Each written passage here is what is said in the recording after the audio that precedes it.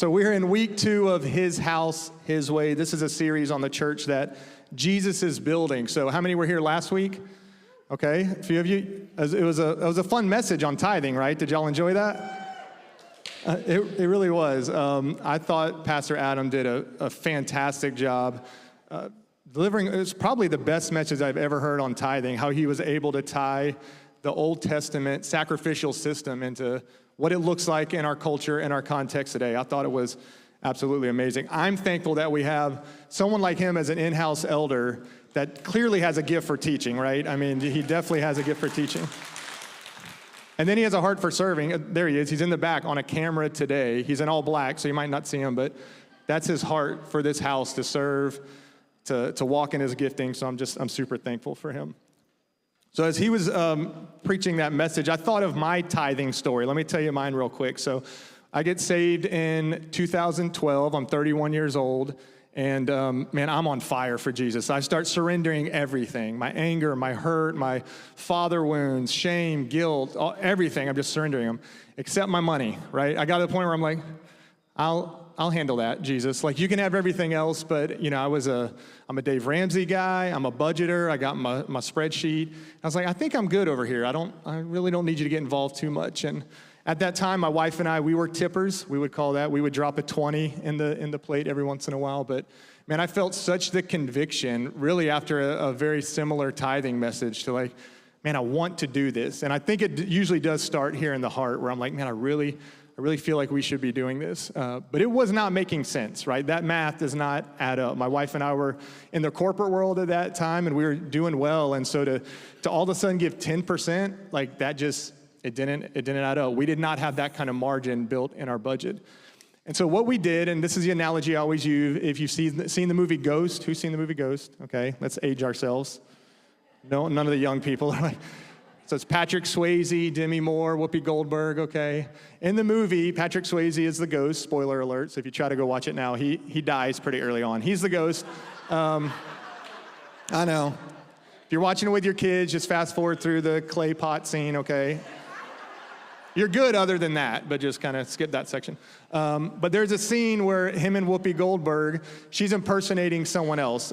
She's impersonating someone that had to do with his murder. And so they're going into the bank, and they're emptying in the account of all the money. It's like millions of dollars. And so she gets a check for millions of dollars, and they walk outside, and they see like some nuns having like a charity drive. And Patrick Swayze tells Whoopi Goldberg, like, give them the money. Now, remember, this is not her money. She's acting like she's someone else. And in the scene in the movie, she has such a death grip on the check and finally releases it to the nun, and the nun sees it and passes out. But that's kind of how we felt when we gave for the first time. We're like, this is good. This hurts, right? And then even acknowledging, like, at that point, Lord, we know this is not our money. This is yours. We're just returning part of it. And yet it still was like, okay, here we go. And we've just seen God show up in so many ways, not just financially, but over the last 13 years that we've been faithful tithers, like, we've just seen him show up time and time again, meeting every need, healing our marriage, what he's done in our boys' lives. Like, it has been amazing. And so if you didn't get a chance to hear that last week, definitely go check out that message. And so we're in this series where we're talking about topics that we think are foundational to a church that Jesus is building, right? You heard that we are building a church, but really the Bible says if we build it, the labor's in vain, right? Like, Jesus has to build the church. So what do we think are some of those foundational topics? And Pastor Adam talked about those: prayer, worship, preaching and teaching the word, discipleship, next gen, unity, Israel. Those are topics that we'll cover over this series.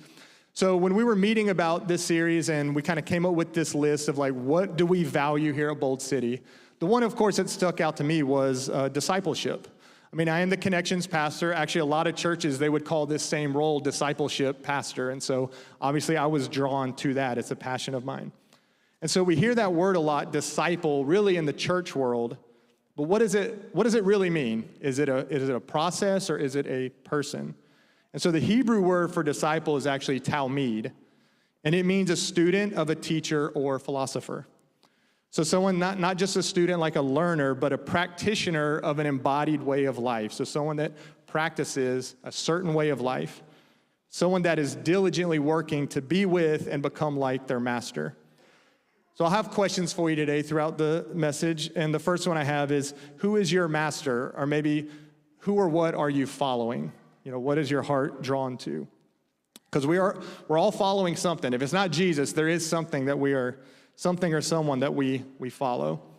So outside of the church world and church circles, we don't really use that word disciple too much. So there was a synonym that I wanted to use today. I want to try it out. Apprentice. Okay, I want to use the word apprentice. So what do you think of when you think of apprentice? Maybe the show Apprentice. Any fans of the show Apprentice? None. Is it still running? I doubt it. I mean, he's in the White House now, so I don't know if the show is still active. I watched one season of it with Little John and John Rich from Big and Rich. I don't know if anyone watched that season. And I was blown away because I only knew Little John from like what? That's all I knew him from. And so on the show, I was like, he's actually extremely smart and very business savvy, right? I was like, this guy's good. I think he made it to the final two, him and John Rich did. And that was The Apprentice, but the goal was to kind of become, on the show, Donald Trump wanted to find people that were like him. Maybe you're more familiar with like a electrician or a plumber or someone that's in a trade that's an apprentice, right? So what are they trying to do? They're trying to learn. They're watching what this person does, and they're trying to learn those same skill sets, that behavior. Maybe you think of Star Wars fans, a Padawan, right? Obi-Wan Kenobi. Okay, any Star Wars fans in the room? Where are we at? You can admit it. We won't judge you, okay? It's okay. So there's that Padawan, right? Young Padawan. They're an apprentice. Harry Potter fans, we definitely can't admit to watching that in church, so you don't have to raise your hands. But if you hypothetically, I didn't grow up in church, so I didn't realize like Harry Potter, like he's the devil. Like I didn't realize that. So, but if you happen to watch Harry Potter, you see that apprenticing in there as well. But what you see in all of those is that it's used as a noun, not a verb, right? So apprentice, disciple, we use it as a noun, not a verb. You are a disciple. You are an apprentice. And so as a pastor, I get these questions a lot. Who are you discipling? Or maybe they ask me, who discipled you? But based on my reading in Scripture, not one time is disciple used in the Bible as a verb. It's always used as a noun. Every single time it is a noun. And so to make that even clearer, let me use some synonyms for disciple as a verb. If someone came up to me and said, who are you Christianing, right? Who are you believering? Or who are you followering, right? Like that, it sounds like I have a stutter or something like that's obviously, we don't use those words that way. And so over the years in ministry, I've heard this so many times. People will leave a church because they weren't being discipled, right? They use it in the verb sense. I wasn't being discipled, and so they leave the church. What they usually mean is that the pastor didn't spend enough one-on-one time with them. And one thing that I do believe as pastors is that is a big part of our role. We should be spending time with people, helping them grow in their spiritual growth process. But I've really, really come to believe this, that I can't disciple anyone more than I can Christian them, believer them, or follower them. That's not my role. So I really want you to get this. Before I move on into kind of the core of the message, this really matters, and words really matter, and here's why. If disciple is something that is done to you, right? So if it's a verb, well, then the responsibility for your spiritual formation will fall on someone else. But if it's a noun, well, it's either someone you are or you're not. And no one can disciple you but Jesus himself. Like, I really believe that. Jesus himself. But wait a second, Pastor. The Bible clearly tells us to go and make disciples, right? And if you look in Matthew 28, it does say that. Jesus' kind of final command to his disciples, his apprentices, go and make disciples of all nations. But what does he tell them to do in the next verse? And teaching them to obey everything I have commanded you. That is what makes a disciple, obeying what Jesus said. Really is that simple in concept, maybe a little harder to walk out. So we're in a series called His House, His Way. You see the blueprints or the graphic.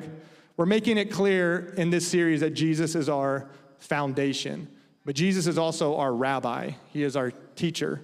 We are to apprentice under him. We are to follow him. That's the invitation he gave us.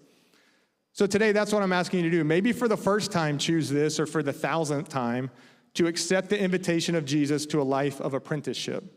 His invitation of follow me still very much applies today. In Luke 9:23, it says, he said to all of them, whoever wants to be my disciple, my apprentice, must deny themselves and take up their cross daily and follow me. It's a daily picking up of the cross. And so it's a daily invitation to follow him, and I would say it's a daily requirement. So today I'd love to get super practical about some practices that I think will help us all become apprentices of Jesus. So we are going to talk about practice today. Y'all good with that? We're doing it. So in Luke 6, and my Bible actually says the headline, it says the wise and the foolish builder, starting in verse 46. Luke 6:46. The wise and foolish builders. It gives us two options here. This is Jesus talking. Why do you call me Lord, Lord, and do not do what I say? That's a good question right off the bat right there. As for everyone who comes to me and hears my words and puts them into practice, I will show you what they are like. They're like a man building a house who dug deep, laid the foundation on rock. When a flood came, the torrent struck that house but could not shake it because it was well built. But the one who hears my words and does not put them into practice is like a man who built a house on the ground without a foundation. The moment the torrent struck the house, it collapsed and its destruction was complete.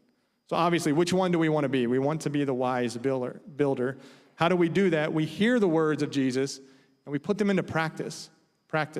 We practice those words. We practice them. And I know in church, this is not about earning our salvation. This is not a works-based theology that I'm up here talking about today. But we have to put these things into practice to build a deeper relationship with him. So to me, it's pretty clear here, to have a strong foundation, we have to practice the words of Jesus. And so what I'm calling practices, maybe you've heard as spiritual disciplines in the church. They'll call those spiritual disciplines often.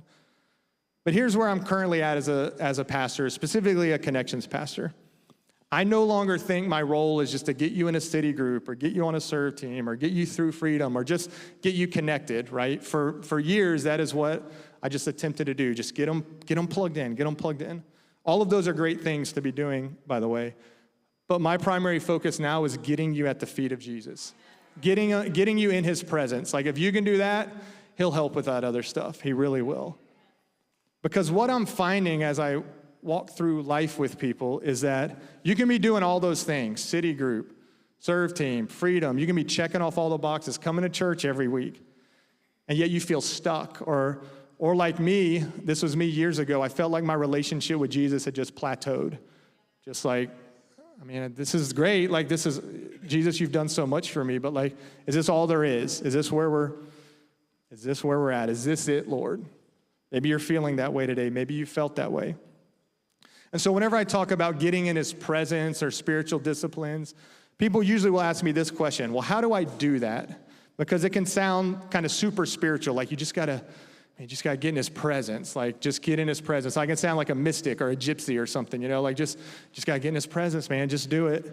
So I wanna be practical today. I wanna get practical with some practices that I think can help you get in his presence. And I want to make it super clear, these are not another to-do list. Listen, I'm a to-do list person, and so I can be tempted to just make all this just more check boxes, just add more to the list. That is not what this is. They are a means to an end, and that end is Jesus. End is Jesus. I love what Strahan Coleman calls these practices. He calls them altars of availability. I think that's a perfect term for that. These practices are means of making yourself available to what Jesus wants to do. Eugene Peterson called them rhythms of grace. But basically, these are just habits based on the life of Jesus. But first, let me tell you what the habits are not, so what these practices are not.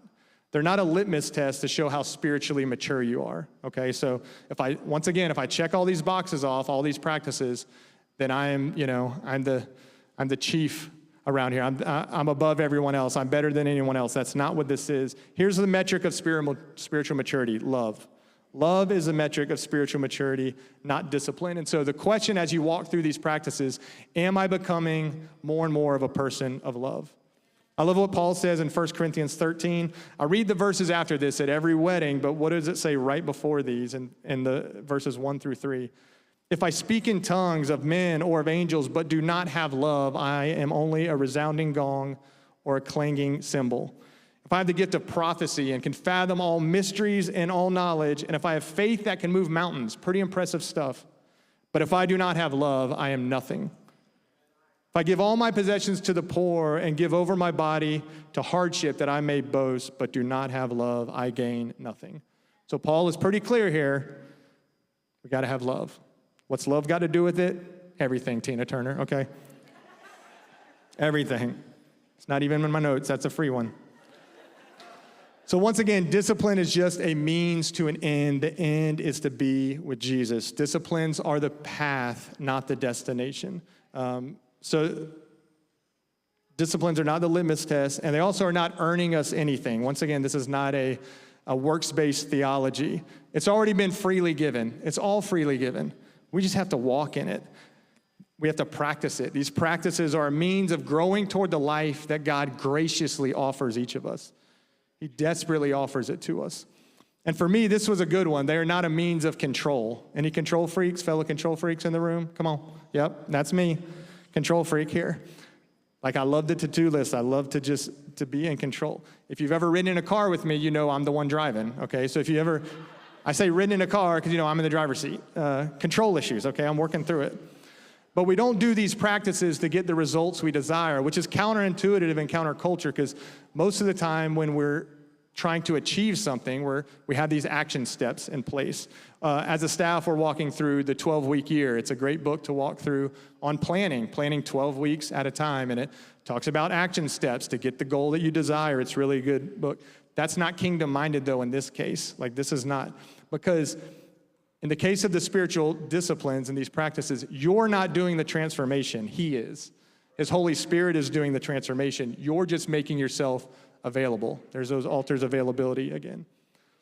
So what I've seen so many people doing, and I was walking in this, is that we will stay busy for God, but we're not busy with Him.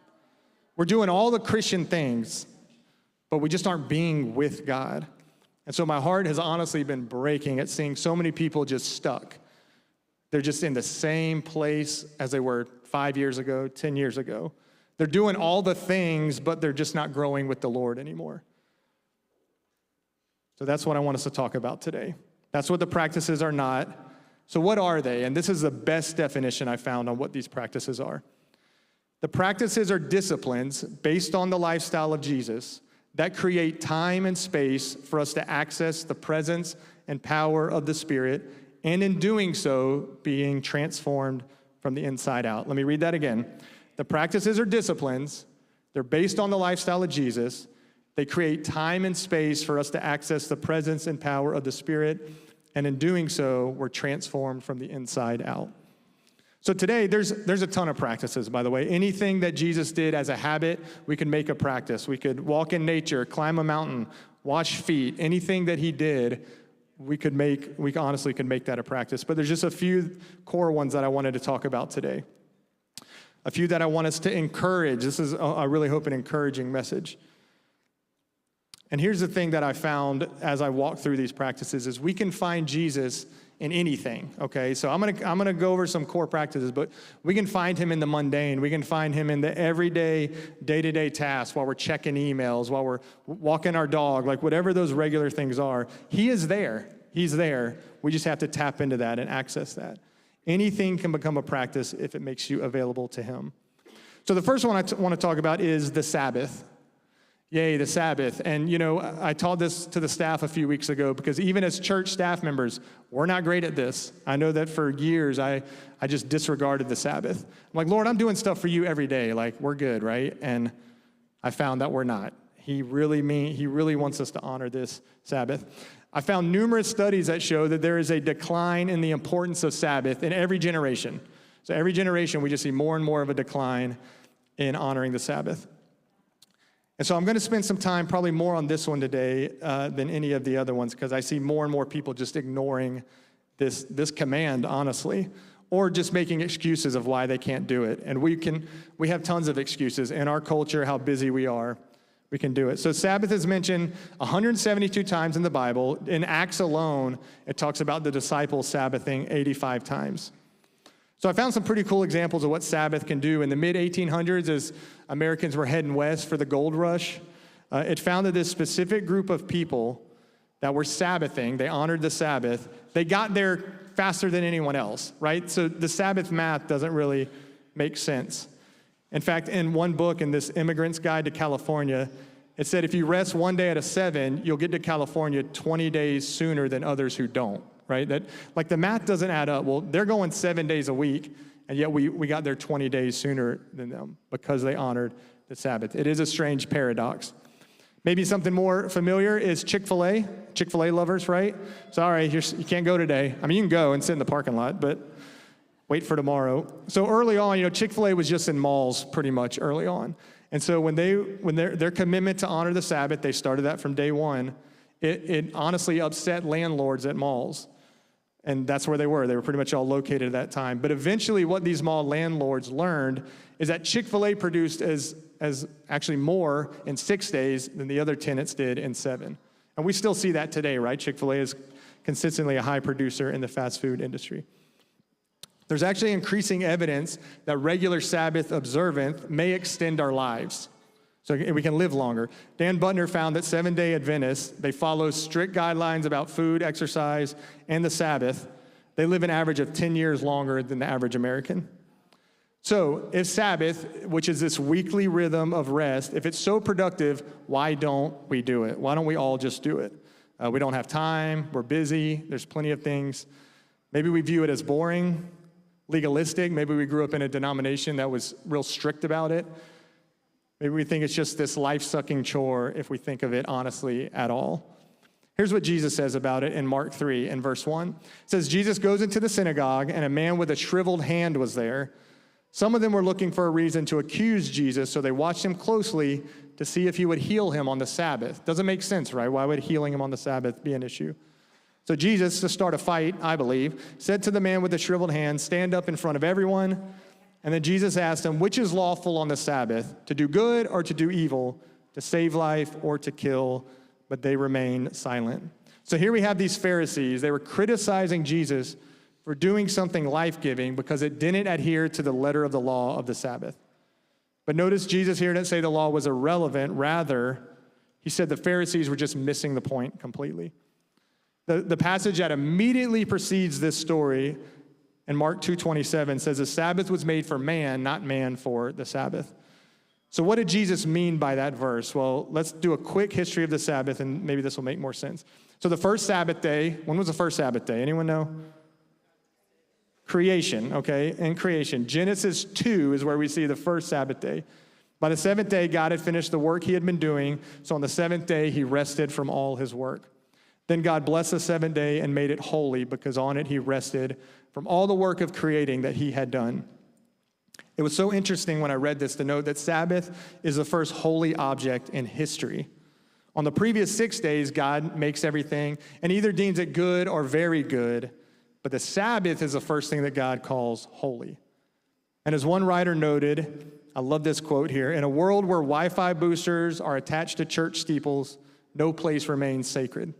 But although no place may remain sacred, Sabbath remains a sacred sanctuary in time. Another writer referred to it as an oasis in time. Okay, so God rested. That's the first Sabbath day, but it's not until Mount Sinai, and I heard some people mention Exodus, that he commands the Israelites to imitate this rhythm of working for 6 days and resting for one. So in Exodus 20, verse 8, Moses is telling them, remember the Sabbath day by keeping it holy. There's that holy word again. 6 days you shall labor and do all your work, but the 7th day is a Sabbath to the Lord your God. On it you shall not do any work, neither you, your son or daughter, male or female servant, animals, foreigners residing in your towns. For in 6 days the Lord made everything, right? And then on the 7th day he rested. And he blessed the Sabbath day and made it holy. So this is God's Sabbath command, his solution to the work-life balance. It's one of the 10 commandments. If you weren't aware that Sabbath was that important to them, it's in the top 10. Shows the importance of it. The command for the Sabbath was 2 parts. Remember it, because that's what a lot of us do. We just forget about it. It can be easy to forget, honestly. And then we keep it holy. And that Hebrew word for keep, it more literally means to guard, to recognize it and designate it as sacred. So I would venture to say most of us probably keep the other 10 commandments, but we can tend to ignore the Sabbath. And remember, this is not just another checklist and a to-do list to do. Sabbath is for us. It is a blessing that God has given us. So when it comes to Sabbath, first ask yourself, what do I do to be productive? On the Sabbath, don't do that, okay? So like, what do I do to be productive? Stop those activities on the Sabbath. So what do I produce that I need to put a pause on? And the principle of the Sabbath is simply to trust God. We're just trusting him, that I can do more in 6 days than your average American can do in 7. Ask what recharges me, what brings me joy, what fills me up. Do those things on the Sabbath. Have a regularity to it. Put it on the schedule. Keep it holy. Hey, start small. If 24 hours sounds like a lot, start with a couple hours. Start with half a day. Just start. All right, so Sabbath, it's about mimicking God's rhythm of work and rest, taking a break to simply enjoy him and the good things he's given us through our work. But it's also about something else. So think of the context of when these 10 commandments were handed down. The Israelites are just weeks removed from being exiled from Egypt, from leaving Egypt, right? So they had been in slavery for more than 400 years. 4 centuries of backbreaking work where they were told to get back to work and where they were making it harder and harder for them. So yes, Sabbath is about stepping back and saying of our work and our lives that this is good, this is very good. But it's also about saying no to the tyranny of more. We still need that today, the tyranny of more. It's about declaring our freedom from slavery. It's an invitation to stop. The literal meaning of the Hebrew word Shabbat is stop. Stop working, stop striving, stop hustling, just stop.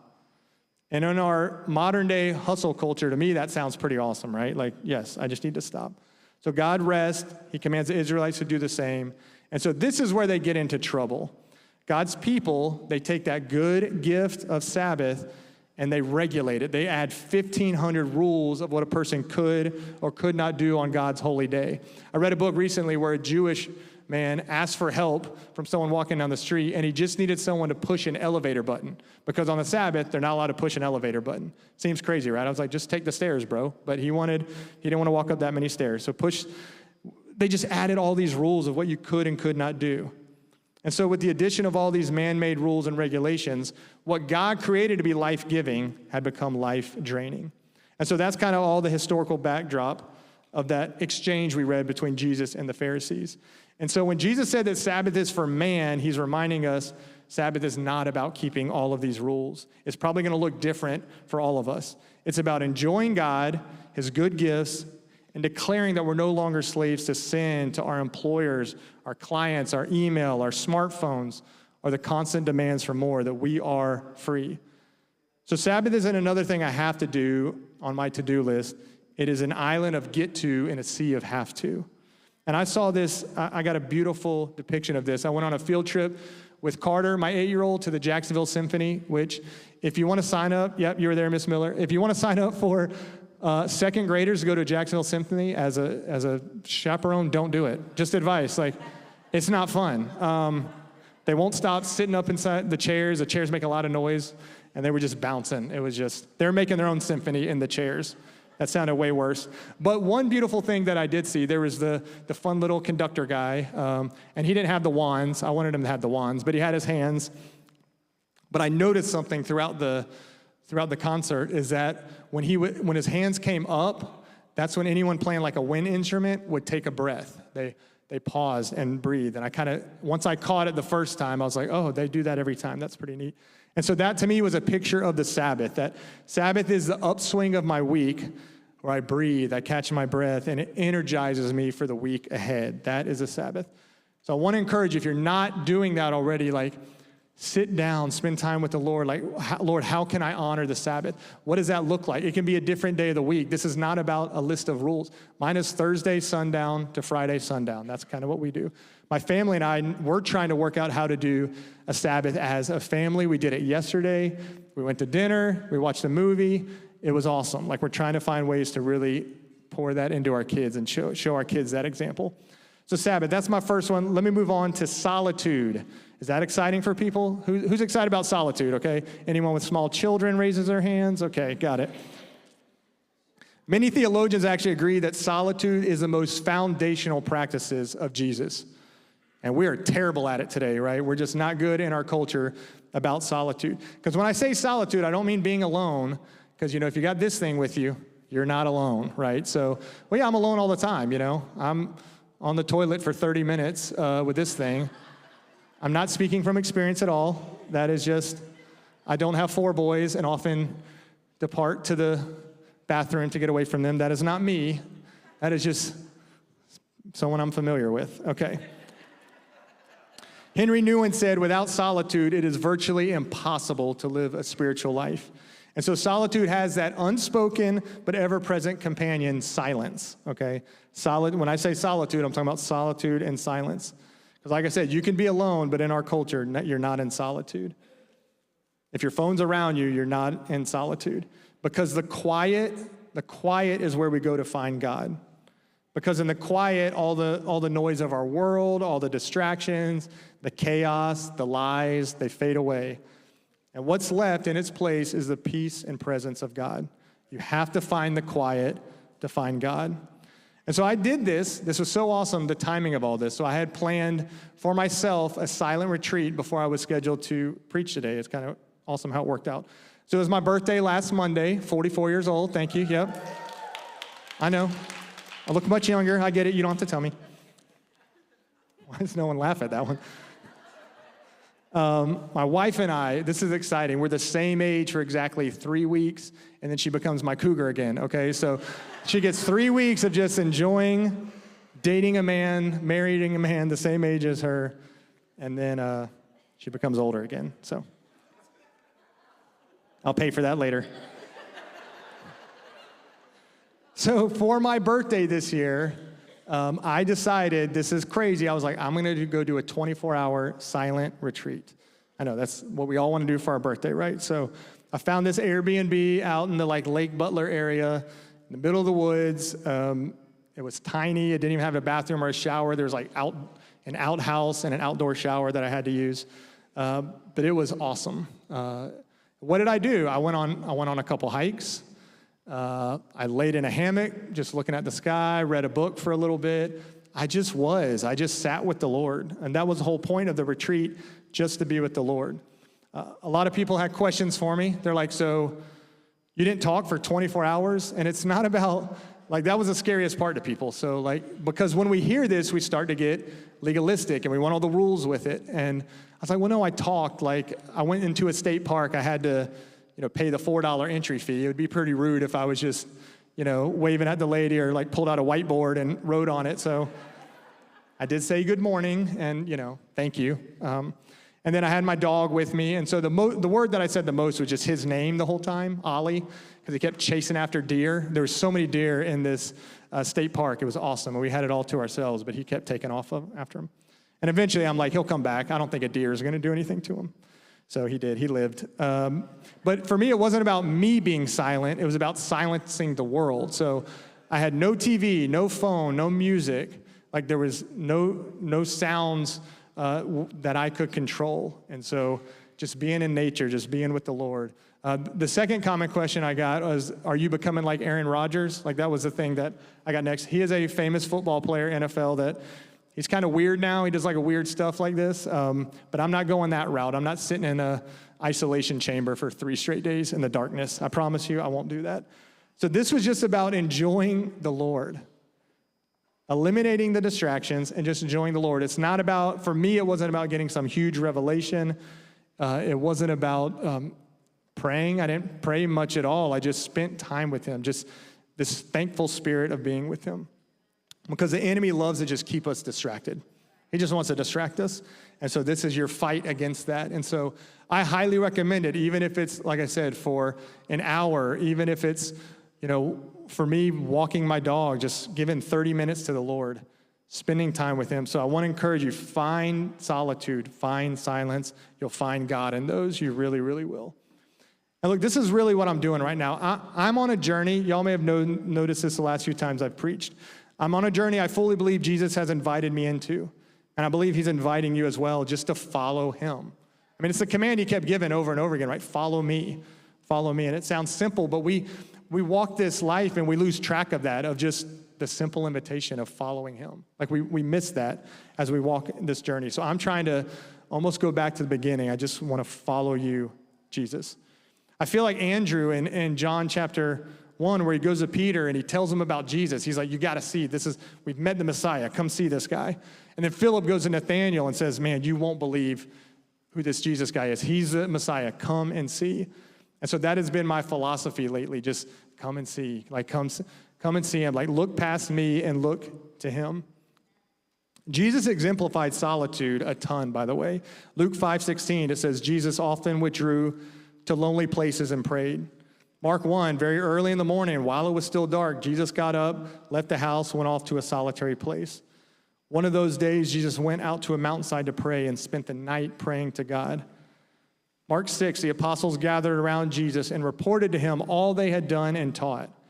Then, because so many people were coming and going, they did not even have a chance to eat. And he said to them, come with me by yourselves to a quiet place and get some rest. So they went away by themselves in a boat to a solitary place. Jesus shows us through his life it is good to get away and be in solitude with the Father and be in silence. So I want to encourage you, try it. It is scary. The first thing I did when I got to the Airbnb, I was like, I don't know what to do. So I took a nap. That's godly, right? It was an awesome nap. Like, it's the first thing I did. It was Jesus napped, okay? There's scriptural evidence of that. He napped. And it was beautiful, and I had such a good time with the Lord and with my furry animal. Okay, so the third thing is service. So I think Sabbath, solitude, service. I didn't even mean for these all have S's, but that worked out pretty well, huh? Pastor Randy would be proud of me, yeah. Mark 10:45, even the Son of Man did not come to serve, but to be served, but to serve and give his life as a ransom for many. Jesus came to serve. And so I just want to encourage you, every day is full of opportunities to follow Jesus' examples and give your life in service. Just look for those opportunities. I had lunch with someone this week, and we were talking about the story of the Good Samaritan. And so many of y'all know that story. They may put it up on here, but it's basically a man was going down from Jerusalem to Jericho. He gets robbed, he gets beat, left for dead. And so we see a priest walk by him, and he actually crosses to the other side, passes by. Then a Levite passes by, and then it's the Samaritan that comes, finds the man, takes pity on him, bandages his wounds, takes him to the inn, pays for all of his medical bills. And Jesus is telling this whole parable because someone had asked him the question, who is my neighbor? Who am I supposed to take care of? Who am I supposed to love? It says to love your neighbor as yourself, and someone says, well, who is my neighbor? And then he tells this story. And the expert in the law says, well, the one who had mercy on him, that's his neighbor. Jesus says, go and do likewise. Go and do. He gives us a command. But what I found interesting when we were talking about the story this week, because whenever I've heard it, very common story, I just think the priest and the Levite were just kind of jerks, right? Like, man, they're hypocrites. They cross the road. Like, who does that? Like, none of us would do that, right? I think we would all stop if we saw someone beaten up in a ditch. But when we looked at the context a little more, and especially Pastor Adam's message last week really spoke to me, and I haven't talked to him yet, so he may rebuke me later if this is wrong, but hopefully not publicly. But he talked about the tithe. The tithe came in the house for the priests and the Levites because they didn't have, secular jobs. So the tithe came in for them, so they had the food. And this says they were on their way home. So in my mind, they most likely were carrying the tithe with them to their families. Now, if they stop and help a guy that's beaten up, well, now they're unclean, and all of the food they have is unclean. And so all of a sudden, these guys that you think are just jerks and hypocrites, they're really just thinking of their family more than this gentleman that's laying in the road. And so it gives you a little bit of more empathy for them. But as we were talking, I go, but I still think Jesus is telling us here, we're called to stop for this guy. Serving is inconvenient, and it can be uncomfortable, but I still think we are called to serve in that way, even if it affects our family. I really believe that. So the priests and the Levites, they were crossing because they were just prioritizing their family. Not a bad thing to do. But the inconvenience, the uncomfortableness of stopping and helping someone that they didn't know, they decided against it. And I just thought, what would our world look like if we just all lived the same way the Good Samaritan lived? Like, where it's like, that's going to cost me something. That's going to be uncomfortable. That's going to be inconvenient, but I'm going to stop anyways. And here's what I found when it comes to serving others.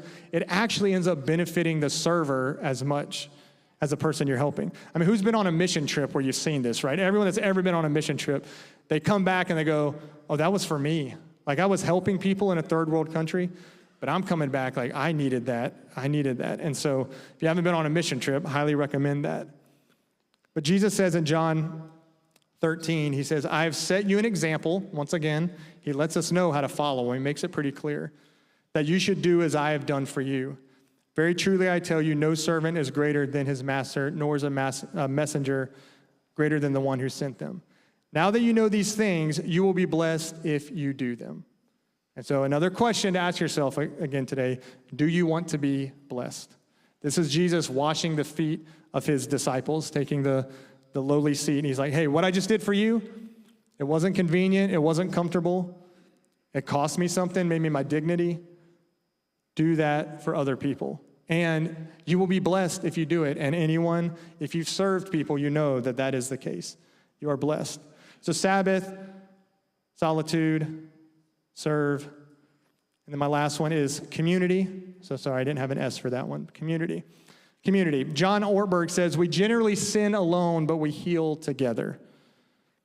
And this is probably a very true statement for everyone in the room. Our deepest wounds have come from relationships, and yet so does our deepest healing. I mean, can anyone relate to that? I'm raising my hand with you. The people that have hurt me the absolute most are the ones that I've had the closest relationships with. I let them in, and they take advantage of that. It hurts, but we can't put up a wall. We can't block other people from coming in. In marriage counseling, especially if people have been married before, if they've had a past relationship that's really hurt them, we talk a lot about vulnerability. And I say, here's the thing. I can't guarantee this next person won't hurt you. Like, there is no guarantee. And here's the scary part about marriage and relationships is when you get really close is you give the person all the weapons they can to hurt you. Like they have them all, or hold them all. And then you just open up your heart and just make it, here you go, free shot, and you're just trusting that they won't use those weapons against you. That's a very vulnerable, trusting state to be in. But in order to have that kind of level of intimacy, I believe you have to do that.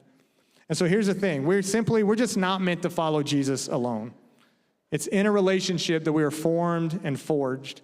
And I believe community is how we travel the way. I really do believe that. We have to do it in community. So a question I want to ask you to ponder as I go through this next few verses is, who are your traveling companions? Who is that? Who are you going through life with? Something that I love that Pastor Jason says, Jesus is right, is you need Jesus. You also need people to walk alongside you and walk this out with Jesus. We see this with the disciples, right? It was not meant to be alone. Pastor Jason says discipleship is sandpaper for the soul. And I think in community is where that plays out. Discipleship, sandpaper for the soul. That's not fun, right? Sandpaper, you rub it against anything. It's not going to feel good. But Jesus talks about this in Matthew 7 in the Sermon on the Mount. He says, why do you look at the speck of sawdust in your brother's eye and pay no attention to the plank in your own eye? How can you say to your brother, let me take that speck out of your eye when all the time there's the plank in your own eye? You hypocrite, first take the plank out of your own eye, and then you will see clearly to remove the speck from your brother's eye. That's relationship. That is a close relationship. That is, what gets rid of a plank in your eye? That's sandpaper for the soul. So this is all about being close in relationship. There's this phrase we use as a team in the office quite a bit. For discipleship, we refer to it as the messy middle, okay, the messy middle. And there's this poem by Pierre, it's French guy, Pierre Teilhard de Chardin. He wrote this poem in 1915 to his cousin while he was on the front lines of World War I. Okay, so talk about the messy middle. I think this still applies very much today, over 100 years later. Above all, trust in the slow work of God. I don't like that, right? When we read that first line, like, the slow work, I don't know. Above all, trust in the slow work of God. We are quite naturally impatient in everything to reach the end without delay. We should like to skip the intermediate stages. We're impatient of being on the way to something unknown, something new. And yet, it is the law of all progress that it is made by passing through some stages of instability, and that it may take a very long time. And so I think it is with you. Your ideas mature gradually. Let them grow. Let them shape themselves without undue haste. Don't try to force them on as though you could be today what time will make of you tomorrow. Only God could say what this new spirit gradually forming within you will be. Give our Lord the benefit of believing that his hand is leading you, and accept the anxiety of feeling yourself in suspense and incomplete. That is the messy middle. And 1915, like I think about our culture now, how much more this applies. We want to rush everything. We're in that culture of instant gratification. But that is the messy middle. When you get to a place where you just feel stuck, where you're not growing any longer, the things that you used to do, they're not working. It's a place of unknowing. You're asking questions like, is this all there is, Lord? Is this all there is? That is the messy middle, and I think it's best done in community, walking alongside people. There's just some things we can't counsel people through, we can't pastor them through. We just have to walk with them through it. I got a beautiful depiction of this on my silent retreat. So like I said, I didn't go to get revelation, but the Lord, he showed up. Y'all know we had that huge storm last Sunday, like we're gonna have today. It just keeps raining on Sundays. And so on Monday, I'm doing this hike, and I was worried about there being a lot of leftovers from the storm and a lot of rain everywhere and water. But there was just some puddles in some few areas, right? Some big puddles. And so as I'm walking, all I did was I would just walk around them through the kind of the brush and avoid it. And man, the Lord spoke so clearly in my spirit, like that's what we do spiritually.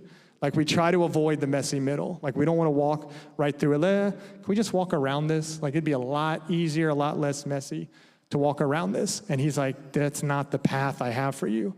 I need you to walk through this. You will go stronger. In fact, even on this trail, this blew my mind. There was a trail called the Shortcut Trail. Like I'm walking it, and I'm like, shortcut trail, but it was going not the direction I was supposed to go. But how many of us will be tempted to go, well, that trail looks pretty dry. Like I'm gonna try that one instead. That doesn't look as messy. And so the key is we have to stop avoiding the mess. We just have to walk through it. There's some stuff in our life we just have to walk through. The best example in my life that I can think of for this is my marriage. Honestly, the easiest route for my wife and I was to get divorced early on in our marriage. That was probably the easiest route, is just like, we tried our best. Let's just go our separate ways. That's definitely the path we were on. We were heading towards that as an end goal. But Jesus showed up in a powerful way. And then we partnered with him and other people by walking through the messy middle. So I want y'all to know, we didn't get saved, and we got saved together and started walking this thing out, and everything was hunky-dory. In fact, our marriage that was probably the worst time after that, because all of a sudden we put a target on our back, and the enemy said, let me stop this right here. And so as we were dealing with all of our stuff, our junk, right, that we had not been dealing with at all, we had to walk through that messy middle with people.